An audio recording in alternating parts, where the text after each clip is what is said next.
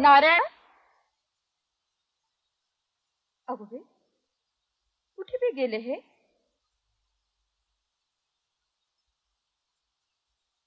यमुने, आज्ञा बाईसाहेब. अगं नारायणरावांना कुठे पाहिलंस का? कुठे दिसत नाहीत ते. आता तर मालात होतं, पोती शिकतात ना. माला? अगं मालाला तर कडी दिसतीये. या बाया. कुठे बी शोधायचं. हे बघ, तू असं कर, तू खाली चौकात जा आणि बघ, खाली चौकात खेळत असतील. होय बाईसाहेब.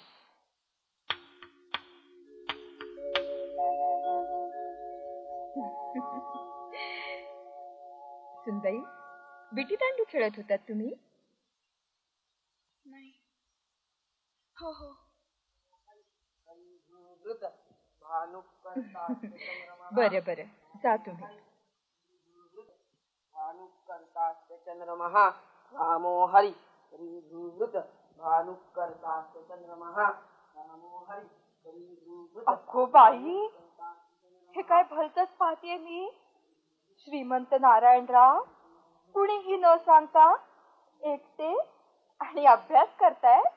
काकीसाहेब महाराज नमस्कार करतो. हा औक्षवंत का, बसा ना.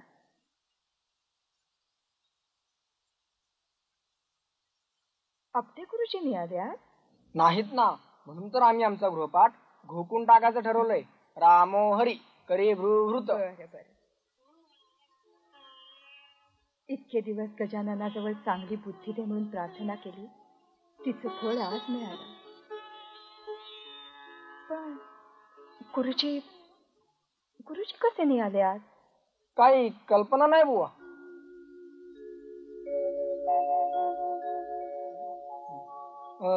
पण काकीसाहेब, आपण मुत्पाखान्याकडे चालला होता ना? हो का? काही नाही, आम्ही आमचा अभ्यास करतो. रामो हरी रामो हरी. श्रीमंत ओ श्रीमंत, दार उघडा दार. असं म्हणजे नारायणराव, हा तुमचा अभ्यास चाललाय? गुरुजींना कोंडून घातलं? अहो पण काकीसाहेब, एक शब्दही बोलू नका. थट्टा कसली करते गरीबाची. दार उघडा दार. नमस्कार बाई. गुरुजी, नारायणरावांनी कोंडून घालेपर्यंत तुम्ही गप्प कसे बसला? सांगा ना आता, सांगा. तुम्ही बोलू नका. पेशव्यांचे बंधू तुम्ही. गुरुजींचा असा अवमान करणं शोभत नाही तुम्हाला. आणि गुरुजी, तुम्ही तरी हे सगळं सहन कसं केलं? नाही म्हणजे बाईसाहेब, चुकीचा वाटा थोडासा माझ्याही पदरात घालावा. म्हणजे काय झालं की श्रीमंतांना संथा देता देता अंमळ डोळ्याला डोळा लागला. श्रीमंत, गुरुजींची क्षमा मागा. अहो पण काकीसाहेब, क्षमा मागा म्हणजे क्षमा मागा. क्षमा करा गुरुजी. असू द्या.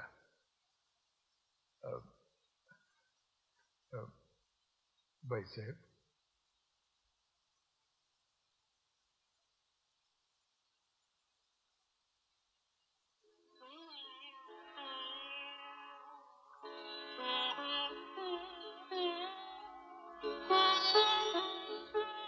नारायणा, तुला कधी समजणार? अरे, ही वेळ हूडपणा करण्याची नाही. तू आता मोठा झालाय. तू आता माधवाची जबाबदारी वाटून घ्यायला हवी. कारभारातली एक एक गोष्ट शिकून त्याचा भार हलका करायला हवा. अरे किती लहान वयात माधवानं सगळ्या दौलतीचं ओझं पेललं. आता त्याची प्रकृती साथ देण्याशी झाली तर त्याची काळजी दूर करायची का त्याच्या माथ्यावर चिंता होऊन राहायचं?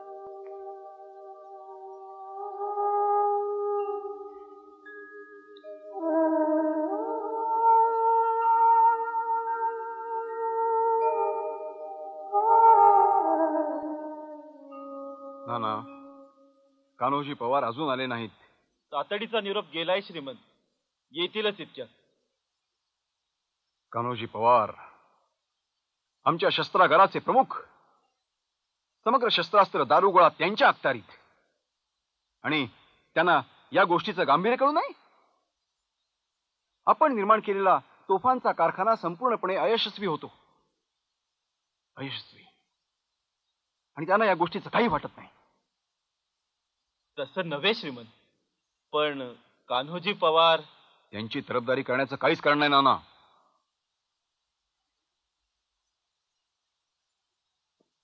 नाना, फिरंग्यांकडून आम्ही तोफा घेतल्या आणि त्या कुचकामी ठरल्या. त्या ईर्षेला पडून आम्ही आमचा तोफांचा कारखाना सुरू केला आणि त्याचं फळ काय? श्रीमंत, तातडीची आज्ञा केली श्रीमंत. कान्होजीराव, तोफांच्या कारखान्याच्या बाबतीत आम्ही जी बातमी ऐकली ती खरी आहे? म्हणजे हो, खरी आहे. बस एवढा कबुली जबाब दिला की संपली तुमची जबाबदारी. परिस्थितीची जाणीव असून जबाबदारी टाळण्याचं धाडस तुमच्या हातून होतच तरी कसं? या जबाबदारी टाळण्याचा प्रश्नच येत नाही श्रीमंत. आम्ही जातीने या कारखान्यामध्ये लक्ष घातलं. आपल्या आज्ञेप्रमाणे तोफा ओतण्यासाठी हत्तीच्या अंबारीसारखं उंच घर नानांच्या सल्ल्याप्रमाणे बांधलं. तोफांना लागणाऱ्या लोखंडाची सोय केली. बस करा. हे केलं आणि ते केलं आणि त्यावर काय केलं तर लांब पल्ल्यांच्या तोफांऐवजी मुतपाखान्यातल्या ठुंकड्या. श्रीमंत, मला हात देण्याची गरज नाही कान्होजीराव. आज या हातांची गरज दौलतीला आहे.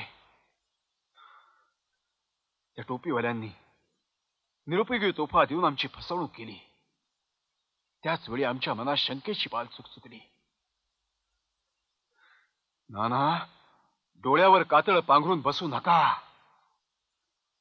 या फिरंग्यानं आपलं एक पाऊल कलकत्त्यात रोवलं आहे. दुसरं मुंबई स्थिर करण्याच्या प्रयत्नात तो आहे आणि आता त्याचं तिसरं पाऊल आपला संपूर्ण देश व्यापल्याखेरीस राहणार नाही. लक्षात ठेवा त्याच्याशी लढायला आपली ही जुनाट शस्त्रास्त्र उपयोगी पडणार नाहीत. आपणही तेवढंच बलशाली व्हायला हवं, शस्त्रास्त्र संपन्न व्हायला हवं. आपला अगदी बरोबर आहे श्रीमंत. पण खरंच सांगतो, आपल्या कारागिरांनी प्रयत्नांची शिकस्त केली, पण तरीही आम्हाला हे ऐकायचं नाही कान्होजीराव. जर त्या कारागिरांना फिरंग्याशी मुकाबला करणाऱ्या लांब पल्ल्याच्या तोफा तयार करता येत नसतील तर त्याच मुशीतला रस त्यांच्या घशात ओतून त्यांना हाकलून द्या. दुसरे कारागीर शोधा. हवा तेवढा पैसा खर्च करा, आम्हाला त्याची पर्वा नाही. पण तोफा उतरण्याच्या कामी आम्ही असमर्थ ठरलो हा नामुष्कीचा डाग आम्हाला नको. ह्या आता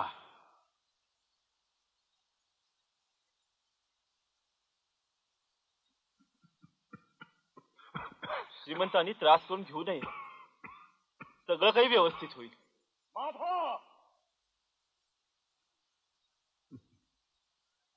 नाही नाना, सगळं व्यवस्थित होण्याचं आमच्या नशिबी नाही. माधवा, नाना, बरं झालं तुम्ही इथंच आहात. नाहीतर तुमच्या अपरोक्ष कागाळ्या केल्या असा वृथा आरोप आमच्यावर करण्यात आला असता. माधवा, आम्ही तक्रार घेऊन आलो आहोत. तुमच्या या कारकुनानं आमचा धडधडीत उपमार्द केला. विनायक भटासारख्या आमच्या आश्रिताला साधी आमची भेट देण्याची परवानगी सुद्धा यानं नाकारली. नाही, आता इथं राहण्यात अर्थ नाही. आम्ही शनिवार वाडा सोडून कायमचे आनंदवल्लीस निघून जातो आहोत.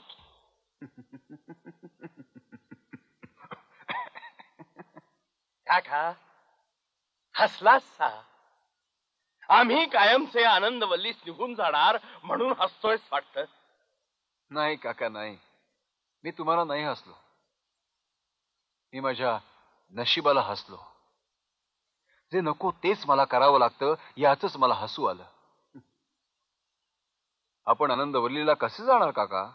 म्हणजे आम्हाला तशी परवानगी देता येणार नाही. परवानगी?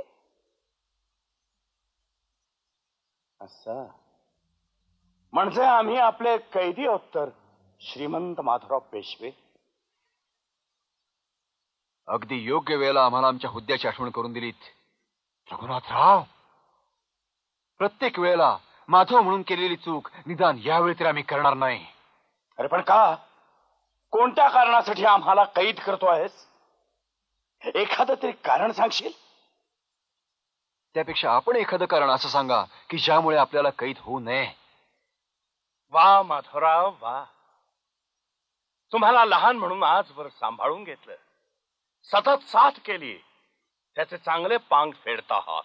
खामोश! 10 वर्षांच्या कारकिर्दीत आपण आमच्यासाठी आणि या दौलतीसाठी काय काय केलं ते ऐकायचंय. नाही नाना, आम्हाला बोलू द्यात. ज्यांच्यामुळे मनस्ताप होऊन आमची तब्येत आणखीन ढासळली ते अजून अज्ञानात आहेत. नाना, आम्हाला पेशवाई मिळाली तेव्हा आमचं वय होतं 16 वर्षाचं. अवघं 16 वर्षाचं. त्यावेळी आम्हाला वाटलं होतं यांची साथ मिळेल, आधार लाभेल. ते राहिलं बाजूलाच. कर्नाटकाची मोहीम अर्ध्यावर टाकून परतले.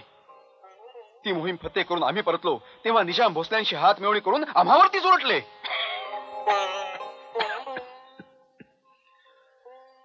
आळेगावच्या लढाईत आमची बेसावत फौज कापून काढण्याचं शौर्य यांनी दाखवलं. त्यावेळी आम्ही यांना शरण गेलो. यांचे जोडे उराशी कवटाळले आणि सारी सत्ता आम्ही यांना बहाल केली. त्यावेळी यांना निजाम जवळचा वाटला. त्याच्याशी मैत्रीचा सलूक केला. पुढे त्यानं सारं पुन्हा बेचिराग केलं तेव्हा यांचे डोळे उघडले. पण तोवर घरचे सरदार वैरी झाले होते. त्यांना कसं बस एकत्र करून आम्ही राक्षस बुनावर निजामाचा पुरा बिमोड केला आणि यांचा जीव वाचवला. माधवा, माधवा, अरे तुझा आजार. बस करा काका, बस करा. तुम्ही माझ्या आजाराविषयी बोलू सुद्धा नका. तुमच्यापेक्षा जास्त प्रामाणिकपणे त्यानं माझी साथ केली. माधवा, अरे एवढा राग होता तर. राग? आपलं प्रकरण त्या पलीकडे गेलंय काका.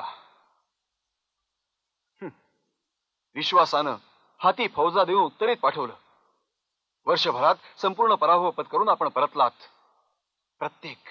प्रत्येक रणांगणातून भ्याडासारखे कच खाऊन पळत सुटलात. माधवा, कुणाला बोलतोयस तू हे? या राघो भरारीला. काका, या गोष्टी विनायक भटासारख्या आश्रिताला सांगा, कदाचित त्याचा विश्वास बसेल.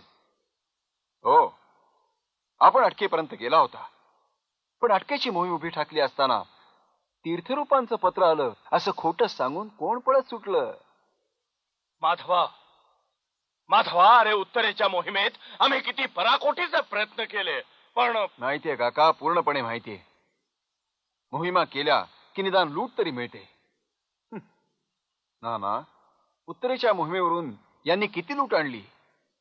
25 लाखाचं कर्ज आणि अहिल्याबाई होळकरांसारख्या विधवेचा तळतळाट. माधवा, अरे अटकेत पडलो म्हणून काय वाटेल ते बोलशील.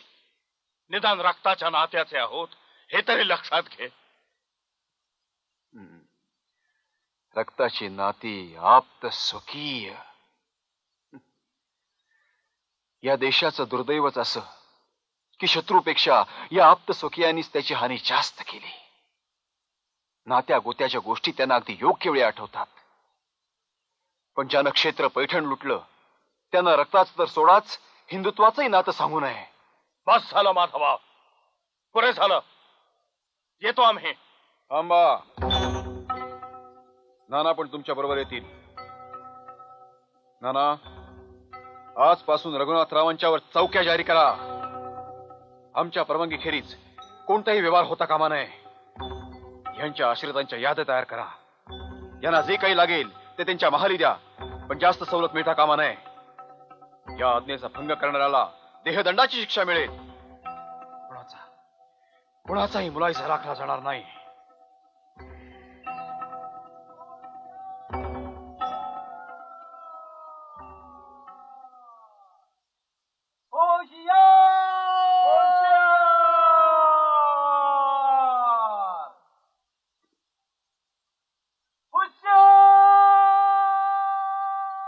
ओम राम ह्रीम, ओम राम ह्रीम, ओम राम ह्रीम.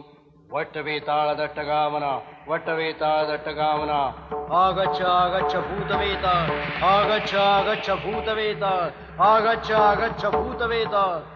गंगाधर गंगाधर हो मीच आहे. पुढं ये. आलो ना. देवांना बोलिवलंय. देव यायला निघालेत. यजमानाला बोलिव. हो बोलवतो ना. आणि बघ हा? देवाला ताटकळत ठेवणं बरोबर नाही. हो नाही नाही. शंखाच्या तिसऱ्या ध्वनी बरोबर यजमान इथं यायला हवेत. हो, हो, येतील ना. हा काय निघालोच मी. जातो.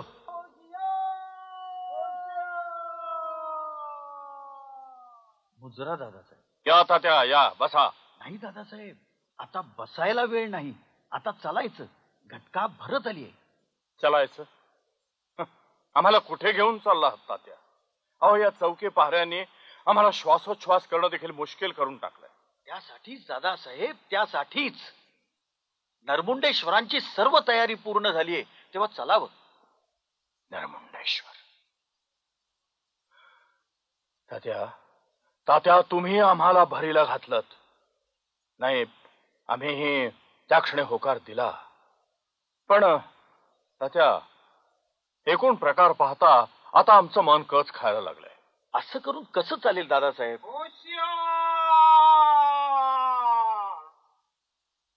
दादासाहेब आपण हा एवढा सगळा घाट घातलाय.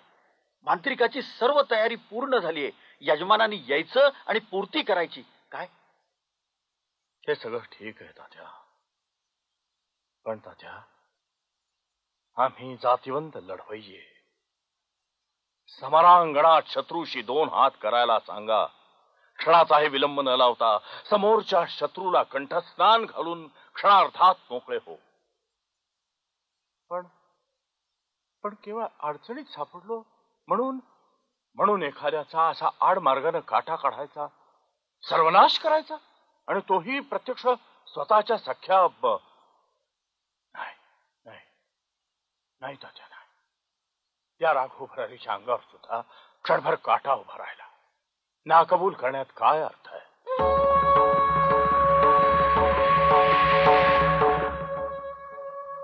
ऐकलात दादासाहेब? ऐकलात? पहिला शंखध्वनी ऐकलात? शंखाचे 3 ध्वनी पूर्ण व्हायच्या आत आपण तिथे असायला हवं अशी नरमुंडेश्वरांची आज्ञा आहे. तेव्हा चलावं. ते काय असू दे तात्या. अरे पण त्या पोराला हा असा आडमार्गानं झिजवून नाही तात्या नाही. तुम्ही जा आणि त्या नरमुंडेश्वर शास्त्र्याला सांगा म्हणावं तुझी ठरलेली बिदागी देतो, आणखी वर हवी तर रक्कम देतो, पण गाशा गुंडाळाने चालायला लाग. नाही श्रीमंत, मगाशी मी आपणास सांगितलं की ह्याला परतीचा मार्ग नाही. अन्य कोणा झिजवून मारायचं नसेल तर ती तयारी स्वतःच्या बाबतीत करायला हवी. काय तात्या या असल्या मरणानं मरायला हा राघव भरारी जन्माला आलेला नाही. दादासाहेब अगदी 100% सरळ गणित आहे. मांत्रिकानं इष्टदेवतांना पाचारण करून बोलवलंय. त्यांनी हाकेला ओ दिली. आता आपण त्यांचं स्वागत करायचं आणि आपलं कर्तव्य पार पाडून घ्यायचं. नाहीतर तोच वार स्वतःवर घ्यायचा आणि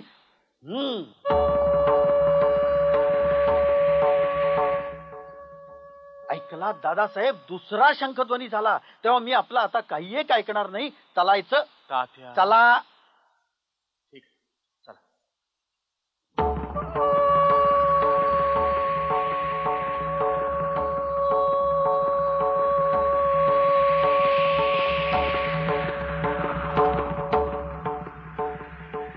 या गंगाधर, एवढा विलंब कशा पायी? देवतांना तिष्ठ ठेवणं बरोबर नाही सांगितलं होतं मी. हो. अरे पैशासाठी करीत नाही मी. या कामात जीव पणा लावावा लागतो. तुमच्या लहरीसाठी माझा जीव घ्यायचं ठरवलं हाय काय तुम्ही? क्षमा करा नरमुंडेश्वर. दादासाहेब तयारच आहेत. काय दादासाहेब? होय आम्ही तयारच आहोत. असं ना, मग उचल ते हत्यार. उचल. हे फळ मी फारून ठेवलंय माझ्या मंत्रोच्चारा बरोबर. ह्या फळातून हाक येईल. ती हाक ऐकल्याबरोबर ह्या फळाचं 2 तुकडं करायचं एकाच फटक्यात. ओम ह्रीम क्लीम ओम ह्रीम क्लीम असावस्स दट्ट कामना पूर्ती असावस्स रघुनाथ कामना पूर्ती पूर्ती पूर्ती. ओम ह्रीम ह्रीम ओम ह्रीम ओम स्वाहा.